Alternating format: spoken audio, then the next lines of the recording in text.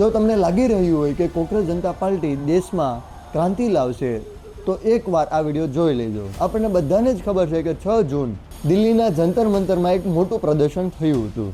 મુખ્યત્વે મુદ્દો એ હતો શિક્ષણ વ્યવસ્થામાં જે સમસ્યા થઈ રહી છે, નીટની એક્ઝામ હોય, SSGDની એક્ઝામ હોય, ગવર્મેન્ટ એક્ઝામ જેમાં પેપર લીક થાય છે, એવા અનેક પ્રોબ્લેમો છે જે વિદ્યાર્થીઓ, સ્ટુડન્ટો, જેનજી યુથ જેમને આ મુશ્કેલીઓનો સામનો કરવો પડે છે અને શિક્ષણ મંત્રી ધર્મેન્દ્ર પ્રધાનનું રાજીનામાની માંગ કરવાની હતી.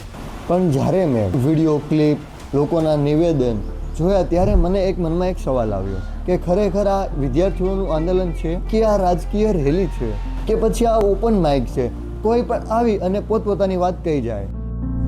ये तो एक बहाना है, ये तो देश को बदनाम करने वाला है. जो देश प्रेमी होगा कभी ऐसे बहाने नहीं लगाएगा. अरे पेपर लीक हो गया, पेपर दोबारा भी तो होगा ना, डेट तो निकाल दी ना. કે જ્યાં વિદ્યાર્થીઓના પ્રશ્ન હોય કે પરીક્ષાઓમાં થતી ગડબડી, પેપર લીક, એમની વાતોની જગ્યાએ ત્યાં ઘણા લોકો એવા મુદ્દા ઉપર વાત કરતા જોવા મળે છે કે આ આંદોલનના મૂળ હેતુને સાઈડમાં મૂકી દે છે. જે મેન મુદ્દાની વાત કરવાની છે એની વાત જ નથી થતી. કોઈ જય ભીમના નારા લગાવે છે, કોઈ મોદી સરકારના વિરોધની ચર્ચા કરે છે, કે પછી LGBTQ એમની અલગ જ વાતો કરે છે. કોઈ ઉમર ખાલિદની વાત કરે છે. उमर खालिद वो है जिसको 5 साल से बिना किसी सुनवाई के बेल नहीं दी जा रही. देश विरोधी है, देश विरोधी का समर्थन. અને આ ભાઈ ધર્મેન્દ્ર પ્રધાનની જગ્યાએ અમિત પ્રધાન બોલે છે. किसका इस्तीफा चाहिए? अमित प्रधान जी का. અમિત પ્રધાન નહીં, ધર્મેન્દ્ર પ્રધાન જે ભારતના શિક્ષણ મંત્રી છે. ખરેખર આ બધું જોઈને મને એવું જ લાગે છે કે આ ઓપન માઇક હશે. અમુક સ્ટુડન્ટ જેને જેટલો પ્રોબ્લેમ છે, જે કંઈ શિક્ષણનો પ્રોબ્લેમ છે, નીટની એક્ઝામ હોય, SSGDની એક્ઝામ હોય, જેટલી ગવર્મેન્ટ એક્ઝામ લેવાની છે હમણાં, એમાં જેટલામાં પેપર લીક થાય છે એના જેન્યુઅન પ્રોબ્લેમ છે એનું વાત કરી છે. એવું નથી કે બધી આવી જ વાતો, ખરાબ વાતો જ કરી છે. હા, પોઝિટિવ વાતો પણ થઈ છે. 10 વાગે પ્રોટેસ્ટ ચાલુ થઈ ગયું અને ધીમે ધીમે પબ્લિક આવવા લાગી. જ્યારે 2 વાગ્યાની આસપાસ સોનમ વાંચુક પણ આવ્યા અને એણે અનેક સારી વાતો પણ કરી હતી. પણ આપણે જે ઓરિજિનલ મુદ્દાઓ ઉપર વાત કરવાની છે એની વાત કરવી જોઈએ કે પરીક્ષા કેમ રદ થઈ, આ સમસ્યાનું મૂળ રીઝન શું છે, વિદ્યાર્થીઓના ન્યાય ક્યારે મળશે, આ બધી વાતો થવાની હોય જે અમુક સ્ટુડન્ટ કરતા પણ હતા. અભિજીત દીપકેને એક રિક્વેસ્ટ છે, તમારા ઉપર 22 મિલિયન લોકો વિશ્વાસ કરે છે, ભરોસો કરે છે. જે સ્ટુડન્ટને પ્રોબ્લેમ હકીકતમાં છે, બધા જેનજીને આનો ન્યાય જોઈએ છે. બધા જેનજી આ પ્રોબ્લેમનો સામનો કરે છે. બધાને પ્રોબ્લેમ છે. ઘણા લોકોને આ સરકારથી પ્રોબ્લેમ છે.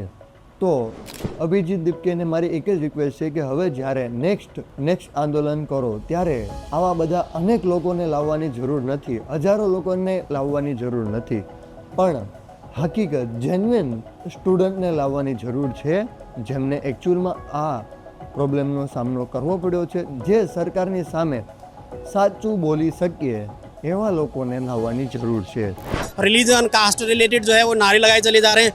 अब इनको बहुत सारे लोगों को तो यहाँ पे यही नहीं पता है कि हम आए किस लिए हैं. નહીં કે બીજી બધી વાતો કરી દે. આ બધી વસ્તુથી સરકારને પણ એવું થાય છે કે જે પ્રોબ્લેમ ઉઠાવે છે એમને સ્પષ્ટ બોલતા પણ નથી આવડતું, એમને વાત રજૂ કરતા પણ નથી આવડતી. તો એજ્યુકેટેડ લોકોને લાવવાની જરૂર છે, એમના પેરેન્ટ્સને લાવવાની જરૂર છે જે હકીકત આ પ્રોબ્લેમનો સામનો કરે છે. 3:30-4 વાગે ધીરે ધીરે બધા જ લોકો જવા લાગ્યા અને અહીંયા જ આંદોલન પૂરું થયું. કોકરેજ જનતા પાર્ટીને ચલાવવાવાળાનું એવું કહેવું છે કે જો ધર્મેન્દ્ર પ્રધાન રાજીનામું નહીં આપે તો એ નેક્સ્ટ સેટરડે ફરીથી આંદોલન કરશે. હવે જોઈએ કે સ્ટુડન્ટને ક્યારે ન્યાય મળે. આપણે તો ન્યાયથીને જ મતલબ છે, જેવી રીતે મળે આપણે ન્યાય જોઈએ. મને પર્સનલ એવું લાગે છે કે આનું કાંઈ સોલ્યુશન નહીં આવે. થોડાક દિવસો આ બધી વસ્તુ ચાલવાની છે અને ધીમે ધીમે આ બધી વસ્તુ ક્યાંક ખોવાઈ જશે, કોઈને ધ્યાનમાં નહીં આવે. તમારું પર્સનલ ઓપિનિયન શું છે એ કોમેન્ટમાં કહી શકો છો.